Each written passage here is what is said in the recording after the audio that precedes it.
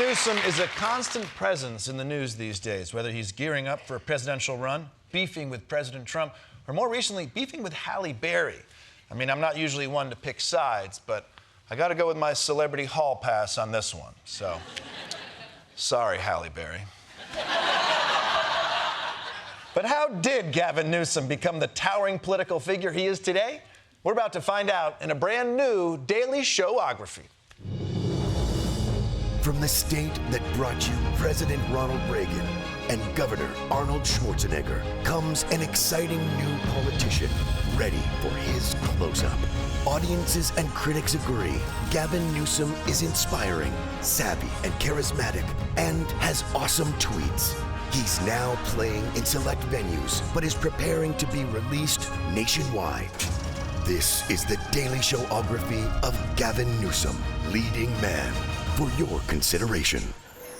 Gavin Christopher Newsom was born in 1967 to a family that was as San Francisco as stepping on a syringe in the Tenderloin. San Fran, fifth generation. And thus began Newsom's classic rags to riches story. My father, his closest friends in the world, were some of the richest families in the world. Fine, he's a Nepo baby, but so is Dakota Johnson, and we love her.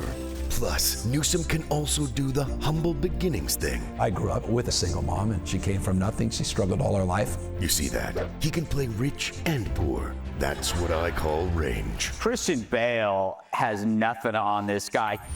After going to college on a baseball scholarship, Gavin followed in the footsteps of so many young graduates by opening a winery. With nothing but his grit, his refined palate, and the financial backing of an oil tycoon. Yes, things were finally starting to work out for this tall, handsome, athletic, well-connected young man. Owning this small business gave Newsom his first taste of the issues affecting real Americans. Enough's enough. We're sick and tired of corky wines, wines that are tainted, wines that are sent back in restaurants. Move over, Bernie. There's a new man of the people in town. Newsom's wine company was a hit. He had the smell of success, with some oaky notes, and I want to say, cherry. But soon a health code clash with City Hall led to sour grapes. So Newsom took his complaint straight to the mayor, who had a strange counteroffer. Willie Brown, the mayor, said, I'm going to appoint you to the Parking Traffic Commission because I was bitching about doing business in San Francisco. Getting appointed to a position he knew nothing about soon gave Gavin the confidence to aim even higher. Willie Brown was termed out as mayor, and there was an open seat, and I think at 33 I announced, why the hell not? And with that stirring message as his clarion call, Newsom landed his biggest role to date, mayor. He quickly made his mark, taking the lead on gay marriage. Separate is not equal. Because he wanted everyone to experience the joy that he felt with his wife, Kimberly Guilfoyle, a California district attorney who definitely has a type. Gavin and Kimberly were practically San Francisco royalty, even if they didn't quite know how to use chairs. But like so many celebrity marriages, it ended in divorce, sending Gavin into his bad boy era. He lashed out at the press. That was a great cheap shot. You can't help yourself. He reached for the bottle. Rumors of possible alcohol abuse have dogged the mayor. There were even rumors of an affair with a staffer's wife. But of course, you can't believe everything you hear and read. I want to make it clear that everything you've heard and read is true. Oh, wow. Okay. To get back on his feet, Gavin threw himself into his role as mayor, tackling homelessness. We better solve the housing problem. And high-speed rail. We'll be back in 2017 celebrating this completion. Always yearning for a larger part, Newsom soon landed the role of California's official understudy, Lieutenant Governor.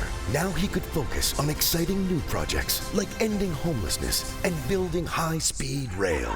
This is the biggest infrastructure project in California's history. But as a versatile talent, Newsom was able to tackle these tough issues while also starting a talk show. Hello and welcome to the program. A platform he used to ask the hard-hitting questions important to the people of his state. You're not one of those method actors that becomes that character off screen. Or you are. But this rising star couldn't be held down. And soon enough, Gavin ascended to governor. A role that would finally allow him to tackle important issues like homelessness and high-speed rail.